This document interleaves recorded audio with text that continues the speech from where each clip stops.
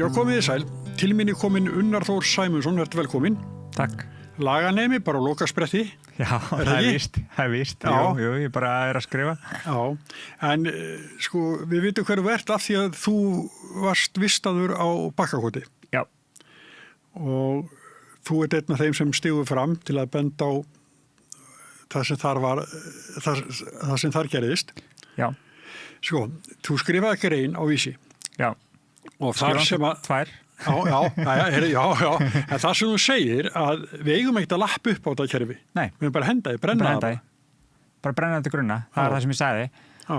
Og auðvitað er það stóra orð. Já. Og og ég er augljóslega ekki að tala um að bera raunverulegan eld að húsu með slíku. En fólk skilur alveg hvað ég er að segja. Já. Og það sem ég er að segja, við þurfum að umbylta þessu kerfi. Já. Við þurfum að henda því. Að því að kerfið okkar er byggt, í grunninn er það byggt sko fyrir löngu síðan. Já. Eftir einhvers konar hugmyndafræði sem átti sér kannski mögulega að einhvern grundvöll á þeim tíma. Síðan koma áföll eins og Breiðavíkurmálið og fjölda annara og undan því alls konar misbrestur í kerfinu sem að verða til og þá förum við að bregðast við. Þannig að kerfið okkar er byggt á viðbröðum við áföllum samfélagsins gagnvart því sem að kerfið er að gera vitlaust. Aha, ég skil. Já. Og ég neita að horfa á þetta mál þannig að hér hafi orðið mistök í augum kerfisins. Já. Af því að kerfið virkaði alveg eins og það átti að virka. Það var allt upp á punkt og prik á kerfinu. Já. Og það fyrir mér er stóra málið. Já, ég skil hvað þetta var að. Já. Þannig að ég sannarlega eigum við að taka þetta kerfi og henda því og við höfum að byggja nýtt sem er raunverulega með hagsmuni barna í fyrirrúmi. Já, þannig að sko þeir sem hönnuðu kerfið, þeir sváfu bara vært. Já. Þó að kerfið virkaði mjög illa fyrir þá sem að urðu fyrir því. Bara hræðilega. Já, eins og mörg dæmi sanna. Bara mörg dæmi og við erum einhvern veginn alltaf Breiðavíkurmálið kemur. Já. Og við afgreiðum það. Breiðavík, Silungupöll, Kumbaravog, eitthvað svona. Já. Við afgreiðum það og þjóðin er bara, jæja, ok, nú er þessi kafli í okkar lífi búinn. En síðan kemur eitthvað nýtt. Já. Síðan kemur ég man ekki alveg röðun af þessu, en Varpholt og Laugaland, það var bara kæft. Síðan er náttúrulega, erum við að horfa líka á vöggustofurnar. Já, segðu. Og svo nú Bakkakot. Já. Og ég hef spáð því að næsti skandall, svona skandall, verði Stuðlar. Að hvaða marki eða að hvaða leiti er ómögulegt að segja af því að það er ótrúlega erfitt að stíga fram. Og það er einhvern veginn það sem við erum alltaf að vinna með. Þegar fólk stígur fram og segir sögur sinni í fjölmiðlum, þá er alltaf hægt að gera eitthvað. Já. Þá er þetta að hlaupa upp til handafóta og gera alls konar, já nú ætlum við sko að vera með eftirlit. Bara, hvar var eftirlitið 99? Já, hvar var það? Já, það er sko, en hvað varst þú ungur, eða gamall? Já, 9 ára. Já, þú fórst þangað? Já. Erfiðar heimilisaðstæður eða? Nei, alls ekki. Nei. Ég nefnilega er einn af þeim sem fer í gegnum félagsþjónustuna. Mamma var að vinna mikið og bauðst starf fyrir norðan og sá bara að ég var ekkert að fara að njóta mín á einhverju hóteli fyrir norðan. Þannig að hún óskaði eftir stuðningsfjölskyldu. Já. Og það eru mjög margir sem voru á þeim forsendum þarna líka. Umræðan hefur mikið snúist fósturbörn sem er bara gott og blessað. En staðreyndin er náttúrulega svo að það voru ekkert öll börnin þarna fósturbörn. Nei, einmitt. Heldur þau voru vegna þess að þau gerðu sig inn í... Já, og þú veist, og það er alveg... Og fjölskylduðum. Já. Og ég meni, það var ekki erfiðar heimilisaðstæður sem að olli því að ég fór þangað. Nei. Þannig að mamma var í góðri trú. Bara mjög góðri trú. Já. Ég meni, hvað átt hún að halda? Þetta var heimili sem að var að taka við fósturbörnum og búið að taka við fósturbörnum síðan 70 eitthvað. Sveitaheimili ekkert mjög langt frá það sem við bjöggum, við frá Flúðum þannig að svona kannski stutt að fara þó hún væri fyrir norðan á þessum tíma og hún svona ég meina, hvað átt hún að halda? Já, hún var viss bara. Já, ég meina að samþykkt heimilið til að taka við börnum. Já, en hvernig leið henni þá þegar hún fréttir, þegar þú segir henni? Ég hef aldrei getað rætt þetta við mömmu, sko. Nei. Mér finnst bara yfir höfuð mjög erfitt að ræða þetta og ég hef einu sinni sagt þessa sögu sjálfur. Já. Og það var í Kveik. Já.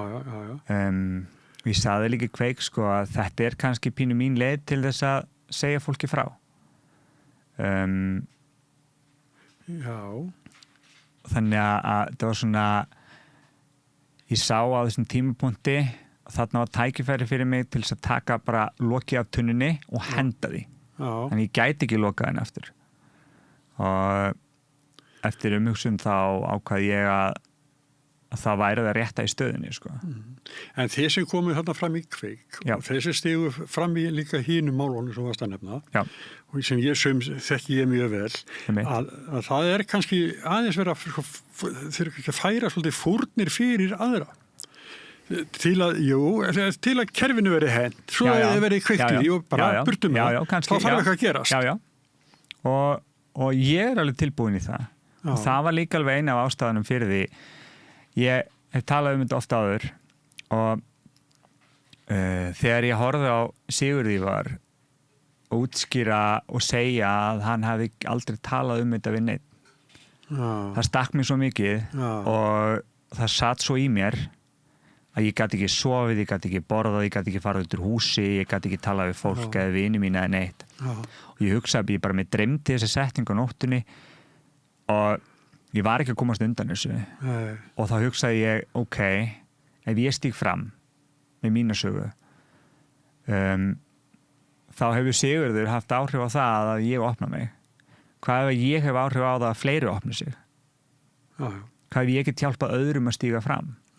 Það var alveg hluti af því en auðvitað fyrst og fremst gerði ég þetta fyrir sjálf á mig. Ég er búin að burðast með þetta allar mín ævi og þetta er búið að hafa sko gríðaleg áhrif á mitt líf og nú var bara komin tímapunktur þar sem að ég verð bara að losa mig við þetta. Ég get ekki burðast með þetta lengur. Mótaði þetta þig og eitthvað svona óendanhátt? Já, heldur betur. Varstu erfiður eða? Ég var alveg erfið krakki heilt yfir. Mikið ADHD á þessum tíma var ADHD svona kannski að verða mainstream en ég var svona uppdáttekjasamur og annað en þessi dvöl auðvitað mótaði mig á svo mörgu leiti að þú veist, það tæki mig marga daga að útskýra það, sko. En þú ert, sko, þráttir þetta alls saman, þá ertu að ljúka löngu námi. Já. Þannig að þú ert hraustur. Ég meina, fyrir 10 árum síðan gafst ég upp gagnvart minni fíkn. Og komin að algjör endastöð og ég átti þá 3 litlar stelpur og ég sit einhvern veginn alveg búin á því í herbergi og fæ að hitta nýfædda dóttur mína og ég hugsaði einhvern veginn bara hún baði ekki þetta, sko. Bara börnin mín báðu ekki þetta, sko. Þau eiga þetta ekki skilið frá mér, sko. Hugsaði líka einhvern veginn mín reynsla í lífinu ég yrði að brjóta hringinn og það varð einhver bara svona vakning innra með mér og ég fór bara með þetta alla leið og hef bara einsett mér það síðan að reyna að gera betur og reyna að vera betri í dag en ég var í gær og auðvitað erum við bara öll breysk og annað en ég held mér sé að takast ágætlega stofnaði fyrirtæki með vinum mínum svo einmitt lendum við í að því að þetta er svona CBD fyrirtæki og við lendum svona í fyrstu atrennu stjórnvaldairinn að stöðva það og þá sátum við einhvern veginn með heilan lagar hjá lögreglunni og ég eitthvað svona hvað á ég að gera núna ég bara eitthvað ég get ekki setið heim og gert ekki neitt. Þannig ég einhvern veginn svona bara tek ákvörðun, ég ætla bara að fara í nám. Já.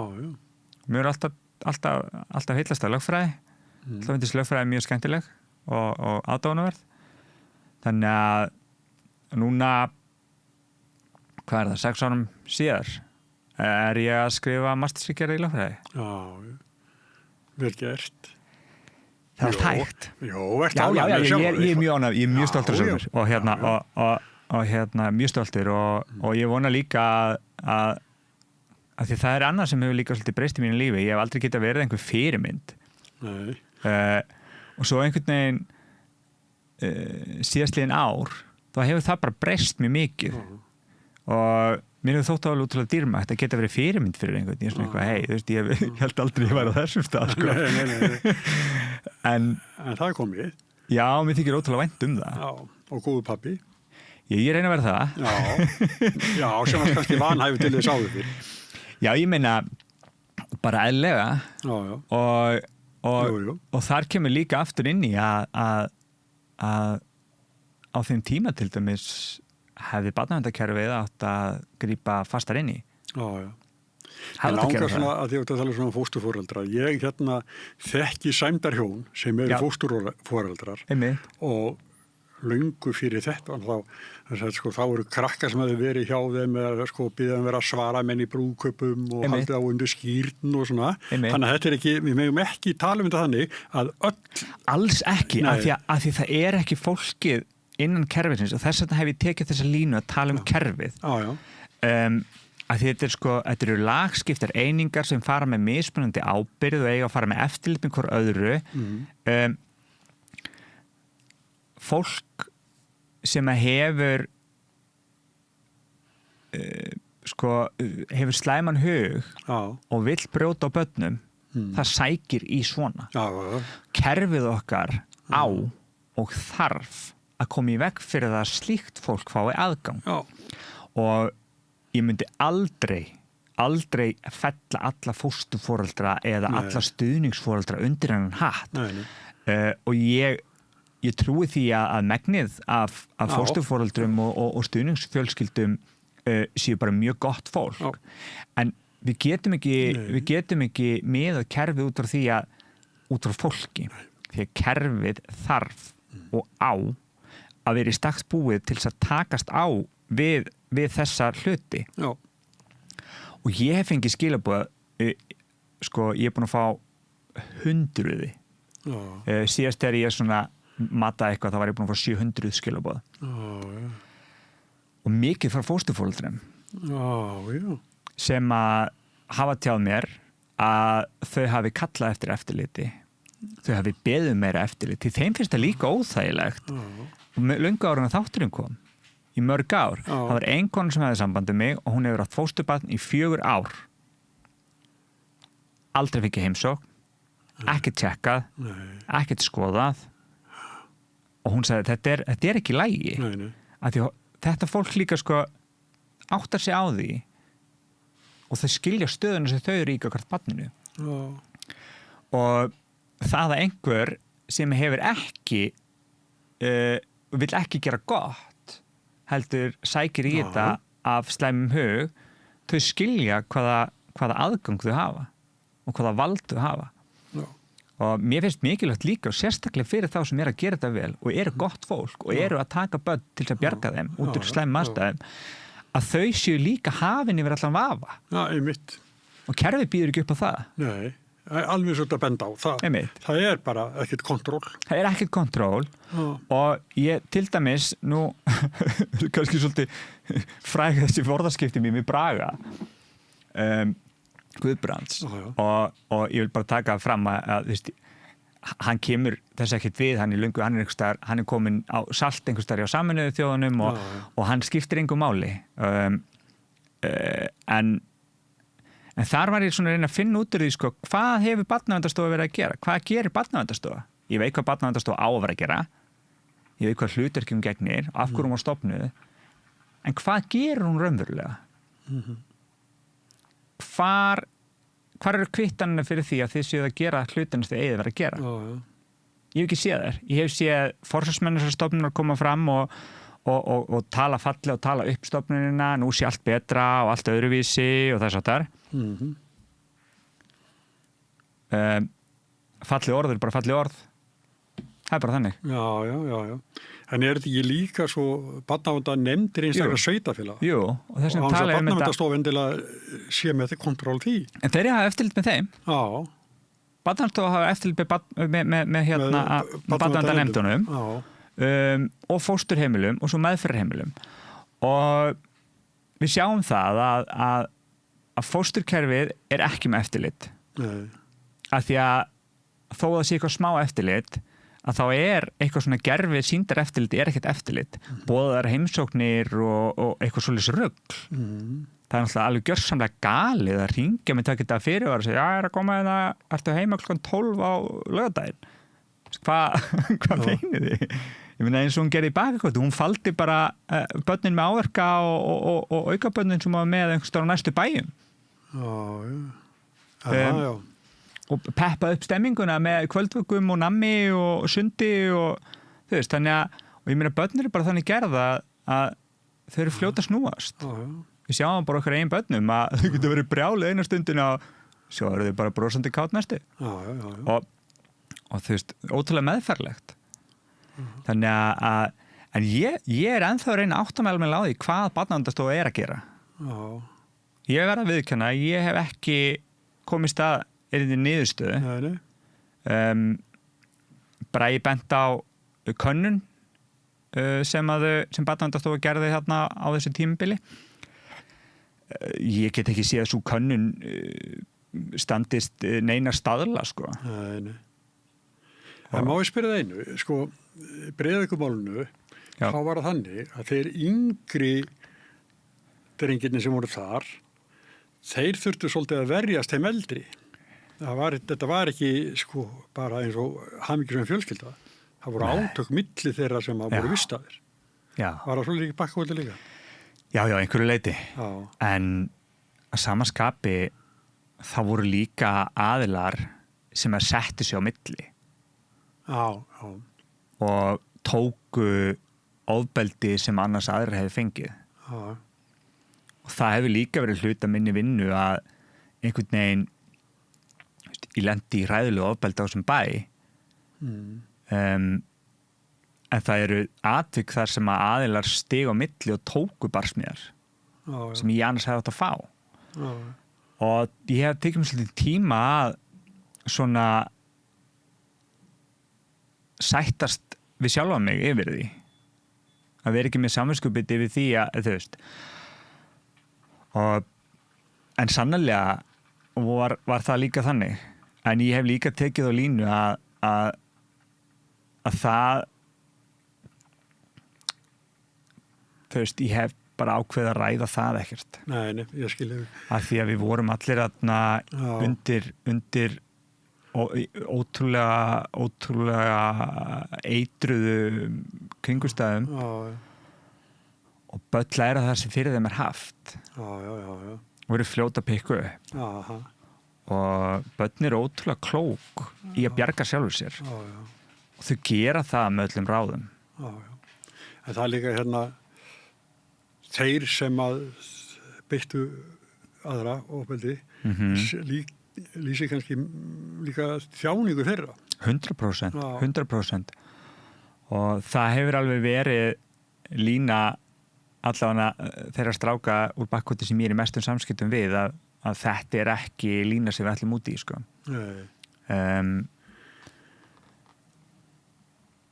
Nema þeir kannski myndi vilja gera það sjálfur. Það er allt annað. En að þetta snýst ekki persónur og leikendur. Þetta snýst ekki krónur og aura. Þetta snýst að breyta hlutunum. Ég hafði enga trú á því að þeir eru nokkrar breytingar þegar við fórum að stað. En það hefur alveg vaknað inn í mér von. Já, núna. Já. Samfélagið er reitt. Já, sko, þetta er svo leiðilegt. Sko. Við, það kemur stóri skellurinn hérna, ef við förum ekki lengra aftur en það, hérna með Breiðuvíkina sem var alveg skelfilegt mál í alla staði. Bara hræðilegt. Já, og svo rekku hvað annar og nú bara slöppu það, sko. Nú erum við búin að þessu, sko. Nei, þá kemur Laugalandi eða hvað þetta sko. Og svo komið hérna Bakkakot og það eitthvað annað á leiðinni. Bara ég er ekki nokkrum vafa. Ég er ekki nokkrum vafa. Já, það að erfiðast í þessu. Og við sjáum líka að þetta alltaf Breiðavík var svona upptökuheimili, svo eru barnaheimili sem hafa líka verið. Það alltaf svona einhverja aðra skilgreiningar. Þú veist, við erum alltaf að gera upp eitthvað svona eitt lítinn þátt í einu. Barnaheimili, upptökuheimili, og svo eru meðferðarheimili. Nú erum við komin inn á engaheimili sem Bakkakot. Og ég held til dæmis að öll engaheimilin á þessum tíma, það þurfa að gera þau upp. Já. Ég var með hérna daginn, mann sem ég tekja ágætlega, Kolbeinn Þorsteinsson, sem sonur Ástu Sigurðardóttur, sem var mjög áberandi í menningarlífinu, en alkoholisti, og Þorsteins frá Hamri. Og þau áttu saman 5 börn, og þau hefðu, sem sagt, þetta var bara upplausnar ástand, og það eru hjón á sveitabæði, á Mýrum, man ekki hvað það skiptir ekki máli, en þau endur með að taka öll systkini 5. Já, og þau hérna tala ekki illa þessi hjón, alls ekki. Þau bara mjög þakklátt og þó þetta var ekki mamma og ekki pappi. Nei, en sko þau byggu þarna, þau fóru í skóla og gengur hreinu fötum og fengu að borða og svona, sko. En kannski ekki svona snertingu og það, en þau eru þakklátt. Og ég skil það, ég meina á einhverjum tímabúndi í svona aðstæðum að það verður alltaf svona stærri og meira íþyngjandi aðgerðir verða réttlætanlegri eftir því sem ástandi versnar. Og ég held að við séum öll sem samfélag sammála að við viljum bara hlúa vel að börnunum okkar. Og við viljum að börnunum okkar líði vel og gangi vel. Og ég held að sé mjög áberandi núna að við viljum ekki þetta kerfi. Og ég held að sé mjög áberandi í þjóðfélaginu og samfélaginu öllu að við viljum ekki þetta kerfi. Þannig að þrátt fyrir góðar sögur sem ég mun aldrei draga úr af því að það gott fólk. Já. En það er hitt sem við máum. Það er hitt sem, og skemmir líka fyrir góða fólkinu. Já. Þannig ég skil ekki alveg og ég ennþá líkar en áttum á því á hvaða forsendum hefur þetta kerfi verið byggt með þessum hætti. Þetta fyrirsjánlegt. Við vitum alveg hvað að gerast. Við vitum alveg að, ok, hvað ætlaði að bæta við einni auka heimsókn á ári fyrir fórstur, ég veit ekki hvað það ætla að gera. Þau hefur ekki ennþá sagt það, sem ég finnst forkastalegt, sko. Að því að það eru börn úti sem eiga rétt á því að fylgst með þeim. Þessi fylgst með þeim á hvaða heimilum þau eru. En þú veist, ok, en eitt plásturinn, en hvað með allt hitt? Nú kom fram í fréttum, man ekki hvenar, en kom fram að fjöldin allur af starfsmönnum og fyrrum starfsmönnum barnaverndar hafa haft sambandi RÚV og talað og vilja tjásin ekki þoraði. Þau eru hrætt við afleiðingar, sumir ennþá í vinnu og eru hrætt við að missa vinnuna. Þau tala að skýslum sér stungu undir stól og það satt ára finnst illa að sér vegið. Þannig að hvers konar kerfi það sem að starfsmenn barnaverndar geti ekki einu svona talað svona atriði án þess að missa vinnuna. Það er bara ekki í lagi. Nei. Af því þarna fólk, og það er fullt af góðu fólki að vinna hjá barnavernd. Alveg örugglega. En við vitum það líka bara, við sjáum það bara að það er mannekla hjá þessum nefndum að því að fólk endist ekki í þessum störfum. Nei. En svo er líka búið að stofna sérstakt barnamála ráðuneyti, sko. Já. Það vantar ekki flottheitin, sko. Ég meina allt flott nöfn og þú veist, ný farsældalög og ný barnalög og alls konar nýtt. En hvað er raunverulega nýtt? Já. Hvað er raunverulega nýtt hérna? Hverjum gagnast það? Ég meina við höfum líka breytt nöfnum á ráðuneytum, hægri vinstri, þú veist, Allt og mikið. Já, einmitt. Og þannig að ég bara ég nenni ekki einu svona hlusta á svona, sko. Nei. Ég nenni ekki svona taka þátt í að gefa því eitthvað vægi. Já, ég skil. Að því ég vil sjá það gerast. Við vitum það líka sko bara frásögnum lögalagstelpnanna að barnamálaráðherra sjálfur kallaður að fund og hútskammaður.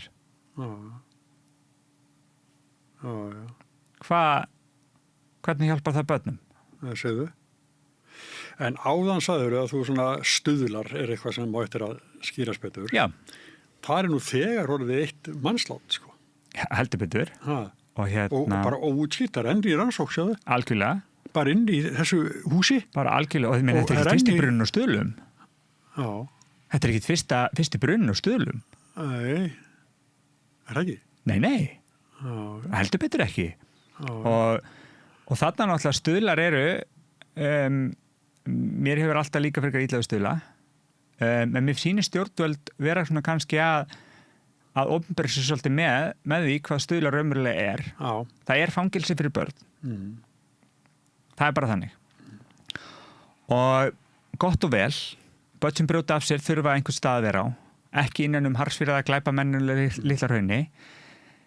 En ég vil bara við séum heiðarlega með það. Ég vil bara að séu heilindi á bakvið það sem við erum að gera. Og ég þekki mjög mikið af fólki sem hefur verið á Stuðlum. Þess vegna er ég sannfærður að á einhverjum tímapunkti á okkar ævi mun það fólk stíga fram. Þú ert búin að heyra sögur. Ég þekki bara mjög margar sem hafa verið það. Ég sé það, þú er búin að heyra. Já. Og veitir bara frá fyrstu hendi hvað hefur gengið á það. Það sem að starfsfólk nýtir sér aðstöðumun og þess aftar. Og ég veit ekki hvernig það er nákvæmlega í dag. Nei. Ég veit hvernig það var þá. Og það er töluvert nær okkur en bakakott. Og þangað til þetta fólk stígur fram, þá heyrum við ekkert að því. Nei. En þetta fólk þá eftir að stíga fram? Það vona ég. Já, er ekki... Ég held að það sé orðið líka bara pínu menningin okkar að á einhverjum tímapunkti að það ákveðu bara, jæja. Þið eru svona fyrirmynd og þeir sem undan komu. Og ég meina, ég horfði mikið til lögalagsstefnuna, ég horfði mikið til strákana frá Breiðuvík og allra þessari heimila og vöggustofana og Hjalteyri. Ég horfði og ég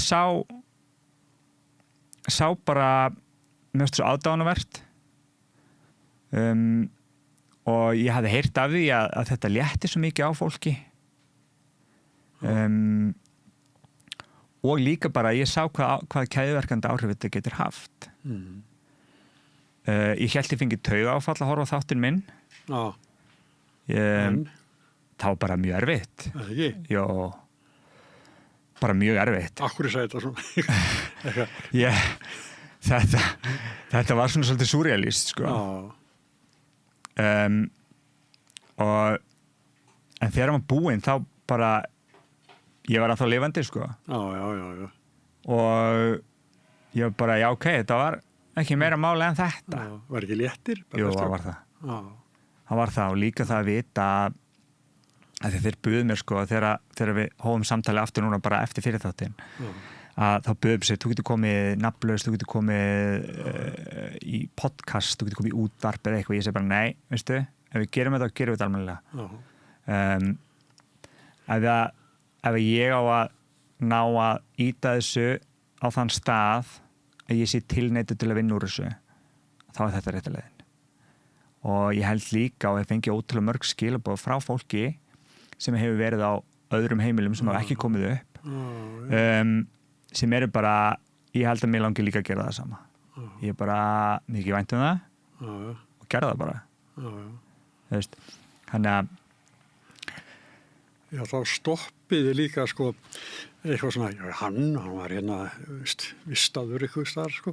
Þá bara stoppiði það líka, eitthvað. Ég veit ekki hvort það fylgi, sko, skuggi. Ég veit ekki, ég hafði orð á því að í Kveiksþættinum, ég man ekki hvort það var inn í þættinum sjálfum, ég man í viðtalinu og það sagði, þú veist, ég meina, við erum pínu brendir. Við verum alltaf strákatur og bakakoti eða krakkatur og bakakoti því það eru líka stelpur í þessum hóp og og ég held að einhverju leiti verði það alveg. Já, en þið bara opnaði það, þá var ekkert að segja neitt meira, sjáðu. Nei. Þá þið fólki sem steig fram Já, en ég hef líka verið mjög sko ákveðið með það að ég á mér fortíð og mínu lífi sem að ég ekki að leita einhverju syndaaflaust fyrir. Nei, ég skil hvað það var. Ég að byggja upp mitt líf. Ég að reyna að gera betur. Ég að reyna að gera eins vel og ég get. Og í því felst líka að gera upp fortíðina mína. Ég stöðugt í því. Og þannig að það einhvern veginn svona punkturinn í þessu, sko. Að ég gera það fyrst og fremst fyrir mig með þeirri von að þetta hjálpa öðrum. Já. En því er ekki einhvern veginn þannig, við setjum grímun á því fyrst. Já. En er það ekki sýning í dæmin það, sko, að þegar að til þess Breiðvíkurmálið svo kom bara og svo kom þetta og svo kom hitt. Þetta er þannig, svolítið, þetta er svona keðjuverkandi áhrif. 100%. Sem betur fyrir. Og ég vona að við þurfum ekkert, þú veist, auðvitað myndi ég vona að það væri ekki meira. Það væri ekki fleiri svona mál. En að því veitu eru fleiri, miklu fleiri, að þá vona ég að líða ekkert jafn langt á milli þangað til næsta. Ég vona að næsta mál komi bara fram í dagsljósi á morgun. Því að einhvern tímann þurfum við að horfast í augu við að kerfið sem við erum að vinna eftir er ónýtt. Í grundvallar atriðum er hönnunin slæm. Hönnunin er ekki til þess að hjálpa börnum, heldur kerfið byggt til þess að meiða börn. Og við þurfum á einhvern tímapunkt að horfast í augu við það og við þurfum að gera upp áföll kerfisins en ekki reyna að plástra það. Ég sé ekki hvernig það hjálpar, sko. Nei. Og líka bara við þurfum að endurhugsa það. Já, ég skil hvað það fara.